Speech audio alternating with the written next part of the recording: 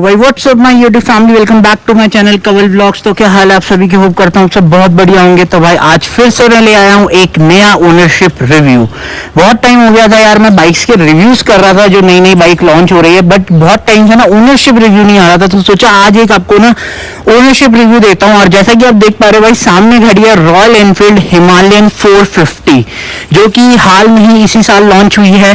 और बहुत सारी, मतलब जब ये मार्केट में आई थी ना, इस बाइक की बहुत ज्यादा हाइप हो गई थी। इस बाइक की बहुत ज्यादा हाइप हो गई थी। और मतलब ये समझ लो, मैंने भी एक टाइम पे सोचा था कि यार मेरे को ये बाइक लेनी है, कंफर्टेबल है, क्योंकि मेरे को ऐसा लगा कि ये बाइक कंफर्टेबल है, पावर बहुत अच्छा डिलीवर करेगी। बहुत सारी पॉइंट्स है जो मैं ना एक तो ओनर से जानना भी चाहता हूँ, क्योंकि जैसे मैंने आपको बताया मैं भी प्लान कर रहा हूँ ये बाइक लेने का, हिमालयन, क्योंकि मेरे को एक राइड करनी है। थोड़ा सा वो राइड के बारे में आपको कभी बाद में बताऊंगा इन फ्यूचर। तो उसके लिए मुझे कंफर्टेबल बाइक चाहिए। तो सीधा यार टाइम आपका ना वेस्ट करे, सीधा बुलाता हूँ हमारे जस्ट राइडर व्लॉग्स को, जो कि अभिषेक भाई है। क्या हाल है अभिषेक भाई? क्या हाल भाई? बहुत बढ़िया बहुत बढ़िया। तो आज ये है भाई इस बाइक के ओनर, और इनसे हम जानेंगे इस बाइक के बारे में, इस पर्टिकुलर बाइक के बारे में, कि भाई उन्होंने ये बाइक क्यों ली, क्यों परचेज करी। और इस वीडियो में आपको सारे के सारे डाउट्स इस बाइक से रिगार्डिंग क्लियर हो जाएंगे। और आप देख सकते हो यार सामने बाइक फुल्ली लोडेड है। मतलब जो चीज एक एडवेंचर बाइक लेने के बाद इसमें मॉडिफाई हो सकती है, लग सकती है ना, वो सब चीजें इसमें कर रखी है। तो उसका भी कॉस्ट हम भाई से जानेंगे। तो अभिषेक भाई, कब लिया आपने बाइक? कितना टाइम हो गया आपको ये बाइक लिए हुए? इस बाइक को मुझे लिए हुए हो गए हैं 4 मंथ्स प्लस हो गए मुझे। 4 मंथ प्लस हो गए। मैंने दिसंबर 23 में ली थी। दिसंबर 2023 शोरूम की मैंने फर्स्ट रिव्यू ली थी। अच्छा, फर्स्ट यही थी शोरूम की? मैंने शोरूम की। ओके, तो उस हिसाब से सुना है मैंने भाई, कभी भी कोई फर्स्ट बैच की बाइक निकलती है उसमें बहुत सारी दिक्कतें फेस करने को मिलती है। मैंने पता लगा लिया है कि फर्स्ट बैच की बाइक कभी नहीं लेनी चाहिए। नहीं लेनी चाहिए, मतलब आप स्टार्टिंग से कह रहे हो फर्स्ट बैच की बाइक कभी ना लो। क्योंकि ये मैंने दिसंबर में परचेज करी थी। जैसा कि आपने स्टार्टिंग में बताया कि इस बाइक की जो हाइप है वो बहुत बनी थी मार्केट में। हाँ, तो हाइप बनी थी, बट उस टाइम पे मुझे इस बाइक में बिल्कुल भी इंटरेस्ट नहीं था। मेरे 2-4 फ्रेंड्स हैं जिनको टूरिंग बाइक में इंटरेस्ट काफ़ी रहता है। ओके। तो मेरे को बिल्कुल भी इंटरेस्ट नहीं था। पर जब बाइक कह लो, जब मीडिया बाइक आना शुरू हुई थी ट्रायल के लिए, टेस्ट के लिए, तो मुझे कॉल आया था सर्विस शोरूम से, क्योंकि वहाँ पे मेरा फ्रेंड वर्क करता है। तो उसने मुझे बोला भाई हिमालयन आई हुई है हमारे शोरूम पे, अगर तूने वीडियो बनानी है तो तू आ जा। ओके। तो मैंने बोला चलो कोई बात नहीं यार, एक वीडियो बना के आते हैं। सो मैंने दोस्ती यारी के नाते कह लो 1-1.5 हफ्ते मैंने नॉन स्टॉप हिमालयन की वीडियो बनाई है, जो टेस्ट राइड वाली बाइक थी। क्योंकि मीडिया बाइक जो है वो आपको काजा ब्राउन देखने को मिलती थी, तो काजा ब्राउन की टेस्ट राइड हमने ली थी। तो मुझे उसमें पावर फीचर्स कह लो बहुत सारी चीज़ें थी जो मुझे पसंद आई। तो उस वजह से मैंने सोचा क्यों ना यार इस बाइक को ले लेते हैं, क्योंकि जो मेरे पास पुरानी 390 है, मैं ड्यूक 390 भी ओन करता हूँ, BS4 वाली। अच्छा। 2017 मॉडल मेरे पास है। 390 ADV या ड्यूक 390 वाला। Okay okay. तो उस पर वो भी मैंने अराउंड 45,000 किलोमीटर चलाई है। तो उस पर मैंने बहुत ट्रैवलिंग करी है, और मुझे ट्रैवलिंग का ही बहुत शौक है। बाइक चलाना मुझे ट्रैवलिंग का शौक है। ओके। तो मैंने सोचा इतनी ट्रैवलिंग करते हैं तो क्यों ना एक टूरिंग बाइक भी ले ली जाए, क्योंकि मुझे पावर इसकी पसंद आ गई थी। पावर कहीं ना कहीं 40 PS की पावर, 40 Nm का टॉर्क आपको इस बाइक में देखने को मिलता है। और जब इसको राइड करोगे तो आपको हाँ पावर फील होगी। तो मेरे साथ भी यही सीन था, मुझे पावर फील हुई, मुझे पावर अच्छी लगी। तो मैंने सोचा यार चलो इस बाइक को ले लिया जाए। फिर मैंने 2-4 दिन सोचा, हम फिर बुकिंग कराई थी। ओके, मतलब ये कह रहे हो कि आपको पावर इसमें अच्छी लगी, उसकी वजह से आपने ये बाइक जो ओन करी? बिल्कुल। ओके। पावर मुझे बहुत अच्छी लगी थी, तो मैंने सोचा क्यों ना इसकी बुकिंग कर लेते हैं। तो मैंने बुकिंग करी, और कह लो थोड़ी अच्छी जान पहचान थी शोरूम में, तो पहली रिव्यू उन्होंने मुझे दे दी थी। अच्छा, तो अभिषेक भाई जब आपने ये फर्स्ट बाइक ली तो आपको ये ऑन रोड कितने की पड़ी थी दिल्ली में? तो उस टाइम पे मुझे जो इसका कॉस्ट है वो पड़ा था अराउंड 340 के आसपास। 340, इसमें मेरी 5 साल की जो वारंटी है वो इंक्लूड है। 5 साल की वारंटी इंक्लूड है। कितनी चला चुके हो यार वैसे आप इसको? अगर आप देखोगे तो यहाँ पे आपको दिख जाएगा, ये अराउंड मैंने 5500 किलोमीटर चलाई है। 56 हो गई है। 5618। अभी बाइक कम चल रही है, बट हाँ आज फर्स्ट में है। ओके। तो अब मई आ गया, तो मई जून जुलाई नॉन स्टॉप चलेगा।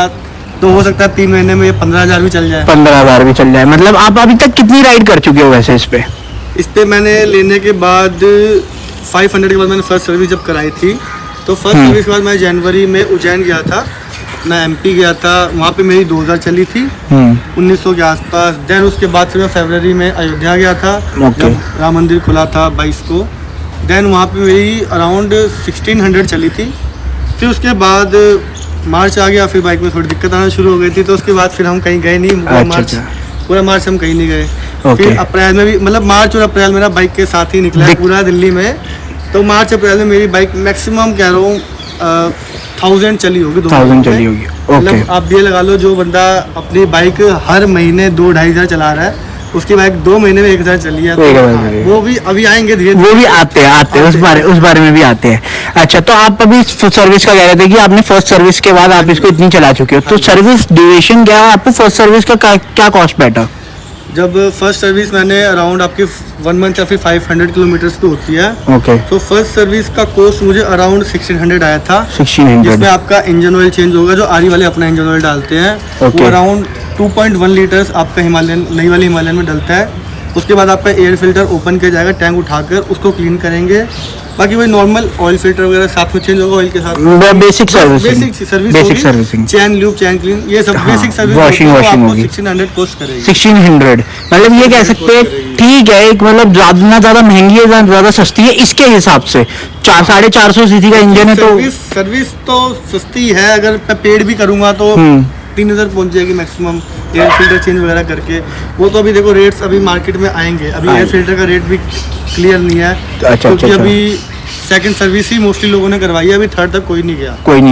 मतलब अभी आफ्टर मार्केट इसका सामान आया है कुछ, जैसे सर्विस में, जैसे आप कह रहे हो एयर फिल्टर है, ये सब है, ये तो आफ्टर मार्केट भी हम ले सकते हैं ना? हो सकता है डायरेक्ट आरी के सर्विस सेंटर में जाकर सामान परचेज कर लो, सर्विस खुद करना चाहो आप खुद कर सकते हो, बट वहाँ पे आपकी वारंटी आउट हो जाएगी। ओके। अच्छा, तो अब ये बताओ यार, आपको पावर जो आप कह रहे हो, इसमें कहीं पे आपको पावर लैग भी, आप इतनी ज्यादा ट्रिप करके आए हो, 2 ट्रिप आपने ऑलमोस्ट करे हैं, ठीक है, 2600 किलोमीटर के, और ये शायद पहाड़ों वाले नहीं थे, ये आपका नॉर्मल स्ट्रेट हाईवे था, लखनऊ हाईवे का। तो इसमें आप मुझे ये बताओ यार, कहीं पे आपको पावर लैग फील हुई हो, और आप मैक्स कितनी लेकर गए हो इसको? पावर लैग की फील तो आपको नहीं मिलेगी बेसिकली। यहाँ पे आपको पावर की अगर बात करते हैं, यहाँ पे आपको 2 मोड देखने को मिलते हैं। अगर आप यहाँ पे स्क्रीन पे दिखाओगे तो मैं आपको दिखा देता हूँ। यहाँ पे एक बटन भी है मैनुअल का, M लिखा हुआ है, इसको मैनुअल बोलते हैं। तो इस बटन को हम प्रेस करते हैं तो मोड चेंज होते हैं। तो मैंने सिंगल प्रेस करा, आजा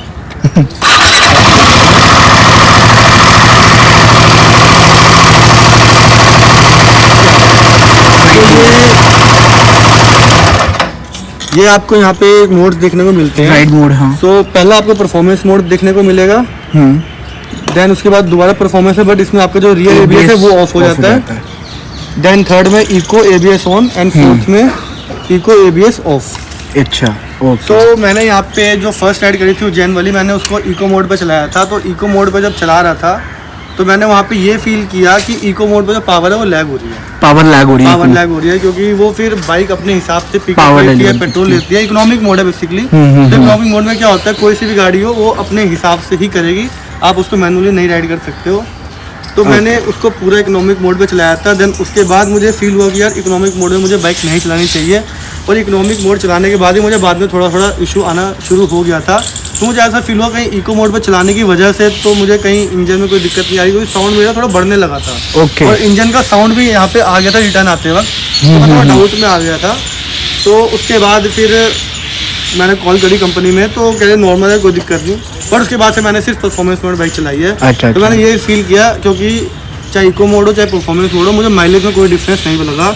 तो मैंने सोचा भाई बार बार मोड चेंज करके इंजन के ऊपर क्यों लोड डालूं। तो इससे बेटर है जब आप चाबी ऑन करते हो तो आपको ये परफॉर्मेंस मोड में चलाओ, तो आप सीधा उसी में राइड करो। हाँ। आपको कोई मोड चेंज करने की कोई जरूरत नहीं। ओके। तो आपको माइलेज क्या दे रही है ये बाइक? माइलेज अगर मैंने वैसे दोनों राइड पिलियन के साथ करी है, फ्रेंड के साथ, तो विद पिलियन और ये टॉप बॉक्स पूरा भरा हुआ मुझे अराउंड माइलेज आई थी 31-32 85-90 की स्पीड में, 80 और 90 की स्पीड में। सोलो जब मैंने अपनी वीडियो में इसकी माइलेज निकाली थी स्टॉक बाइक के साथ, तो उस टाइम पे 34 की निकाली, 34 की आई थी। मतलब ये मान लो सोलो अगर चलाएंगे बिना टॉप बॉक्स के और साइड वाले पैनल्स के साथ, तो 34-35 की माइलेज मिलेगी, वरना 28-30 की। क्योंकि मैं हिमालयन 450 के ग्रुप में भी हूँ, दिल्ली में जितने भी हिमालयन 450 की ओनर्स हैं, तो बंदों ने 37 की भी माइलेज निकाली। अच्छा, 37 की भी निकाली। आपको पेशेंस रखना पड़ेगा और आरपीएम कम रखने पड़ेंगे। ठीक है। और ये बाइक फिर मांगती है कि चलो भगाते हैं थोड़ा, क्योंकि देखो अब जब आप 300 सीसी प्लस बाइक राइड करते हो ना, तो वहाँ पे क्या होता है, आपको थोड़ा आरपीएम देखना पड़ता है। बाइक आप लो गियर पे और लो स्पीड में चला ही नहीं सकते हो, आपको थोड़ा हाई चलना ही पड़ेगा। मिनिमम आपकी 50-60 की स्पीड होनी चाहिए, वरना बाइक जो है ना आपको वाइब्रेशन देगी, झटके देगी, तो बोले कि भाई भगा लो थोड़ा यार। ओके तो अब जब वाइब्रेशन की बात आई है तो एक बारी आपसे ये भी पूछ लेते हैं, वाइब्रेशन और हीटिंग का कैसा रिस्पॉन्स है इसका? देखो हीटिंग को तो मैं कभी भी यहाँ पे काउंट नहीं करूँगा। अगर 400 के आसपास या 300 सीसी की बाइक है, क्योंकि आपको 450 हिमालयन तो 452 सीसी का इंजन है। तो यहाँ पे क्या है कि आपको एक सिंगल सिलेंडर इंजन मिल रहा है जो इतनी अच्छी खासी पावर आपको प्रोड्यूस करके दे रहा है। 40 PS की पावर, 40 Nm का टॉर्क अगर आपको दे रहा है, तो यहाँ पे सिंगल सिलेंडर होने के बाद देखो पहली आरी की रॉयल एनफील्ड की पहली बाइक है जो आपको लिक्विड कूल्ड इंजन प्रोवाइड करी है। पहली बाइक है। सारी बाइकों में आपको एयर कूल्ड मिलता है। तो यहाँ पे लिक्विड कूल होने के बाद भी मुझे हीट का इशू देखो आ तो रहा है, पर मैं इसको काउंट इसलिए नहीं करता क्योंकि सिंगल सिलेंडर इंजन है भाई। हीट तो देखो बनती है, चाहे कोई सी बाइक हो, चाहे आप ड्यूक 390 चला लो या कोई अदर बाइक चला लो, 300-400 सीसी की आपको हीट वहाँ मिलनी ही मिलनी है।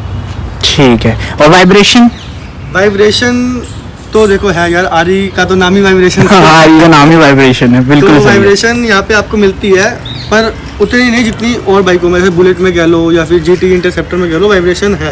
ओके। पर आपको 80 प्लस जब स्पीड जाएगी तब आपको देखने को मिलेगा वाइब्रेशन, मतलब 4-5 हजार आरपीएम के बाद कह सकते हो। नॉर्मल इस बाइक को एक टूरिंग के पर्पज से परचेज कर रहे हो, अगर आप उसको 90 के अराउंड अगर आप चलाओगे ना, तब आपको वाइब्रेशन नहीं पता चलेगी। बट आप जैसे ही 100 क्रॉस करने लगोगे ना, तब आपको हाथों पे, लेग्स के बाद फुट रेस्ट पे, जो आपके पैर जहाँ पे रखे हो, तो आपको लगेगा कि हाँ वाइब्रेशन आ रही है। हैंडल पे वाइब्रेशन आएगी फिर? हैंडल पे और फुट लेग्स के पास ही आएगी। ओके। टैंक में आती है वाइब्रेशन?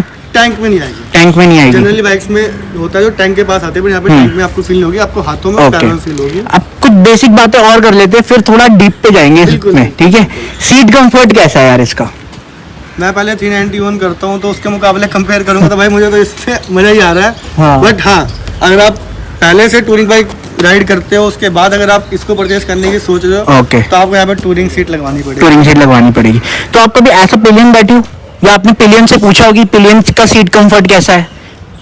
मैं जिसके साथ गया था, मेरा फ्रेंड है, वो मेरा 390 पे भी गया हुआ, तो उसने तो यही बोला कि उसके मुकाबले भाई लाख गुना अच्छी सीट है इसकी। ओके। मतलब ये आपने जैसे टॉप बॉक्स लगवा रखा है यहाँ पे, ठीक है? उसके बाद वो पिलियन बैठा है, तो उसको ऐसा तो नहीं लगा कि वो यार बहुत दबा हुआ बैठा हुआ है? नहीं, ऐसा कुछ नहीं, क्योंकि जो इसकी जो मेन राइडर की सीट है वो थोड़ी सी लंबी है। हाँ, बड़ी तो देखने में लगता है कि हाँ भाई पीछे उतना सीट नहीं है, बट जब राइडर बैठते हैं तो इसकी भी आधी सीट आपकी ऑलमोस्ट खाली रहती है। तो वहाँ पे बैठते हो इजीली, हाँ टॉप बॉक्स के साथ आप एक पिलियन के साइड अगर आप कपल राइड करते हो तो आप राइड कर सकते हो। पहाड़ों पर जाऊंगा तो भाई मैं सिंगल ही राइड करूंगा, बट वो ट्रिप कुछ ऐसे थे कि हाँ यार दोस्ती यारी वाले, चलो यार चल देते हैं। पर जैसे लद्दाख है, नॉर्थ ईस्ट है, नेपाल है, तो मेरी पर्सनल राइड्स जो है, जो वीडियो के पर्पस से मैं करूंगा, वो तो मैं सोलो ही करोगे। ओके। और पिलियन के बदले हम वहाँ पे एक ड्राइवर रख देंगे सामान के साथ। हाँ, वो भी सही है। अच्छा, वेट का बताओ यार, जैसा आपने बताया कि इसका 193 kg का कुछ वेट है, और जी का इसका ड्राइव वेट आपको देखने को मिलता है स्टॉक बाइक में। देन उसके बाद कुछ लोडिंग से उसके बाद इसका वेट अराउंड 230 के आसपास। 230। जैसे आपने लोडिंग में टॉप बॉक्स हो गया, आपके साइड पैनल्स हो गए, ये आपका जो ये लगवा रखा है आपने पूरा, मैंने लगवाया। मैं आपको बता ही देता हूँ एक एक करके। अगर मैं फ्रंट से बताऊँ तो मैंने यहाँ पे पहले एक कार्बन रेसिंग की विंडशील्ड लगाई हुई है। ओके। देन उसके बाद मैंने यहाँ पे हेडलाइट कवर लगाया। ये मेरे लगाने का बिल्कुल मन नहीं था, बट जब मैंने विंडशील्ड लगाई थी तो लाइट जो है इसकी बहुत छोटी लग रही थी। तो उस वजह से मैंने क्या किया, इस पे मैंने ये हेडलाइट कवर लगा दिया। इस वजह से क्या हुआ, जो ये आपका है पूरा एक फ्रंट लुक जो है थोड़ा अच्छा लगने लगा। मतलब लाइट जो है बिल्कुल छोटी सा लग रहा है, खाली सा लग रहा है। तो मैं सोचा क्यों ना इस पे लाइट कवर भी लगा लिया जाए। देन उसके बाद आपको यहाँ पे एक्स्ट्रा ऑक्स लाइट्स देखने को मिलेगी। HGG की 7 LED 70 वोल्ट्स की लाइट्स है ये। और ये अब तक की शायद टॉप लाइट्स है HGG की। तो मैंने ये लगाई थी, और ये लगाने का रीज़न ये क्योंकि जो इसकी स्टॉक हेडलाइट्स है बिल्कुल बेकार है। बिल्कुल बेकार नहीं बोल सकते, आपको GT में भी यही लाइट देखने को मिलती है, इंटरसेप्टर में भी यही लाइट देखने को मिलती है। और इसमें बेकार हम इसलिए देखो, उसमें भी कामयाब नहीं है और इसमें कामयाब बिल्कुल भी नहीं है। उसका रीज़न ये क्योंकि GT और इंटरसेप्टर जो है, जो उनकी हेडलाइट की हाइट है, अगर आप अपना लैंड से चेक करोगे तो वो यहाँ के आसपास आएगी, उसमें कामयाब नहीं है। और ये तो वैसे ही इसकी बाइक ऊंची है हिमालयन, तो और ऊपर चली जाते तो वैसे तो बिल्कुल भी रोड पे आपको हेल्प नहीं करती। हाईवे छोड़ दो भाई, सिटी में भी आप इस पे बाइक राइड नहीं कर सकते हो। ओके। देन तभी मैंने ये लाइट्स लगवाई थी। देन उसके बाद मैंने जाना के क्रैश गार्ड्स लगवाए थे। ये मैं बोल सकता हूँ कि ऑल इंडिया में पहला क्रैश गार्ड मैंने लगाया है। ओके। तो मतलब क्वालिटी कैसी है इस क्रैश गार्ड? जाना की क्रैश गार्ड की क्वालिटी बहुत अच्छी है। मैं 390 में भी जाना के ही क्रैश गार्ड सैडल से सब यूज़ करता हूँ, ओरिजिनल जाना के यूज़ करा है। तो मैंने सोचा यहाँ पे जाना के ही लगवा लिया जाए। बट हाँ, धीरे धीरे हम दिल्ली में रहते हैं तो करोल बाग आपको पता ही है, इसमें लगवाने के बाद बहुत ऐसी चीज़ें थी जो करोल बाग में आई, मुझे पसंद भी आई, बट वहाँ पे आपको पेंट में थोड़ा कॉम्प्रोमाइज करना पड़ जाता है। ओके, तो जैसे कि टॉप बॉक्स लगा हुआ है। हाँ, टॉप बॉक्स भी मैंने करोल बाग से लगवाया है, राइडर्स प्लांट से, नितिन भैया से। अच्छा अच्छा। तो इसका कॉस्ट मुझे अराउंड 6500 पड़ा था with top plate. Top plate top box के साथ ही आता है अगर आप लगवाओगे। ओके, अब बात करते हैं इसके टायर्स की। इसका जो फ्रंट टायर है वो 90 सेक्शन का देखने को मिलता 90 है सेक्शन का और रेयर है 140 का, 140 का, और दोनों ही रेडियल है, दोनों रेडियल है, ट्यूबलेस है। ट्यूबलेस है। तो भाई कैसा फीडबैक है इसका, कैसा फीडबैक है? टायर्स का फीडबैक अगर मैं बताऊं तो जो टायर की ग्रिप्स है, जो टायर की ग्रिप है रोड के ऊपर बहुत ही अच्छी है, मतलब बहुत ही अच्छी, मतलब बहुत अच्छी है भाई। अच्छा। जनरली क्या होता है टूरिंग बाइक में बोलते हैं कि भाई टूरिंग टायर्स डले हुए हैं, कुछ भी डले हुए हैं, तो रोड के ऊपर ना थोड़ा डाउट रहता है बंदों को, बाइक स्लिप ना हो जाए। बहुत चीज़ें होती है, क्योंकि ऑफ रोडिंग टायर और रोड टायर में बहुत अंतर होता है। फर्क है। बट यहाँ पे ये टायर ऐसे हैं, आप इसको चाहे हर रोड पे, चाहे ऑफ रोड पे चला लो, आपको जो इसकी परफॉर्मेंस है टॉप नॉच देखने को टॉप मिलने नॉच वाली है। ओके। मैंने इस बाइक को मैंने लीन भी करा है, आगे 90 सेक्शन का टायर है, 90 सेक्शन के टायर के साथ और पीछे 140, मैंने लीन भी करा है इस बाइक को अच्छा खासा। पर हाँ, ग्रिप बहुत अच्छी है, ग्रिप अच्छी, बहुत मतलब अच्छी है। मैंने एक वीडियो देखी थी, वो KTM एडवेंचर थी, हाँ जी। वो जब टर्न कर रहा था उसकी बाइक गिर गई। अब हो सकता है उससे बैलेंस नहीं हुई या क्या हुआ। पर टायर का नहीं बोल सकते, मैंने भी एडवेंचर 390 राइड करी है, और जब हम बात करते हैं मैंने आपको बताया कि जैसे कि जो एडवेंचर 390 उसका वेट जो है बहुत लाइट है। Okay. अराउंड अगर आप गैप देखो ना इन दोनों बाइक्स का, तो 60-65 के आसपास का वेट बहुत होता है, और फिर राइडर का वेट कितना उस पर भी डिपेंड करता है। Okay. जब मैंने वो राइड करी थी ना, तो मैंने भी उससे जब कट मारा था एक बार गाड़ी को, तो वहाँ पे मुझे फील हुआ था कि हाँ भाई बाइक का वेट जो है बहुत कम है, बाइक काँप गई थी हल्की सी, जो मुझे यहाँ पे फील नहीं होता। देखो 200+ kg की बाइक है तो कांपेगी तो नहीं, पर वहाँ पे KTM जो है वेट बहुत अच्छा अपनी बाइक में देता है, तभी KTM का जो नाम है इतना अच्छा खासा है। बट एडवेंचर में मुझे वो फील हुआ कि उनका जो वेट डिस्ट्रीब्यूशन है ना एडवेंचर में, वो उतना अच्छा नहीं है, वो प्रॉपर सिर्फ टूरिंग के लिए, अगर बंदा थोड़ा बहुत भी कट मारेगा वहाँ पे थोड़ा सा काम रिस्की हो जाता है। ओके, अब बात करते थोड़ा डीप। हाँ जी। आपने बोला कि लेने के बाद आपको ना, जैसे आपने बोला कि मार्च और अप्रैल में आपने 1000 किलोमीटर चलाई और उसमें आपको बहुत सारी दिक्कतें फेस करने को मिली है। तो वो क्या क्या दिक्कतें थी? क्योंकि अभी मैंने चलाई तो आपके इंजन में से भी बहुत मतलब आवाज आ रही है इसमें, वो क्या क्या दिक्कतें थी और वो कैसे सॉल्व हुई मैंने आपको आपकी? बताया ना कि जब मैं उज्जैन से रिटर्न आ रहा था तो उस टाइम पे इंजन का साइन आया था। तो ये था जब साउंड बाइक का बढ़ने लगा, तो उसमें देखो मुझे तो नहीं पता, मैं मैकेनिक नहीं हूँ, जो कंपनी है उन्हीं को पता होगा। तो मैंने दिखवाया था, तो उन्होंने शिमे इसकी चेंज करी थी। पहले शिमे वाली टेक्नोलॉजी नहीं थी, पहले उसे टैप पे टाइट करके ये लोग देते थे, बट अब शिम वैसा 4 शिमे इसमें डलती है। तो शिम चेंज होने के बाद भी, टैपेड एडजस्ट करने के बाद भी साउंड नहीं गया था। बट उन्होंने मुझे बोला भाई साउंड सही है सही है, ऐसा करते करते हफ्ता उन्होंने निकाल दिया था। बट मैं भाई अड़ा रहा, मैंने भी अपने चैनल पे वीडियो डाली, बहुत चीज़ें थी। तो उन्होंने फिर आगे से फ्लैर वगैरह को बुलाया था, तो उन्होंने खुद बिना मुझे बताया अपना हेड उन्होंने मंगवा रखा था, और हेड मेरी बाइक में चेंज हुआ हुआ एक बार, हेड चेंज हुआ हेड चेंज हुआ। और आप अभी कह रहे थे थोड़ी देर पहले मेरे को कि आपको लगता है कि 10,000 चलने के बाद इसका इंजन बोल पड़ेगा, आपको ऐसा फील हो रहा है? नहीं कह सकते, पर जो आपका पिस्टन है ना, जो पिस्टन से ऊपर का जितना भी एरिया है, हेड बेसिकली पिस्टन के ऊपर हेड ही है, हेड और जो इन्होंने शिम वाली इसमें सेपरेट टेक्नोलॉजी डाली है वो कामयाब नहीं है। ठीक जो है। ये प्लानिंग कर रहे हैं कि ये आगे भी अदर बाइक्स में देने वाले हैं आगे की, बट वो अभी तक रिजॉल्व नहीं, मतलब अभी तक जैसा कि मुझे अराउंड 800 या 900 किलोमीटर हो गए हैं हेड चेंज कराए हुए, बट जो साउंड है ना ऐसा लग रहा है वापस से वहीं जा रहा है जब मैंने चेंज करवाया था। ओके, तो मुझे ये डाउट है, इंजन ऑयल कम नहीं हो रहा, कुछ कहीं पे कमी नहीं आ रही, बट जो बाइक का साउंड है वो बढ़ रहा है। तो यार अगर कोई नॉर्मल बंदा, कोई नूब बंदा भी अगर बाइक का साउंड सुनेगा ना, तो बेशक ना पता हो बाइक का साउंड कैसा है, पर वो ये जरूर बोल देगा कि आवाज आ रही है इंजन में से, कुछ गड़बड़ लग रही है भाई, कुछ गड़बड़ लग रही है। ओके ठीक है। और आपको देते हैं आवाज यार एक बार।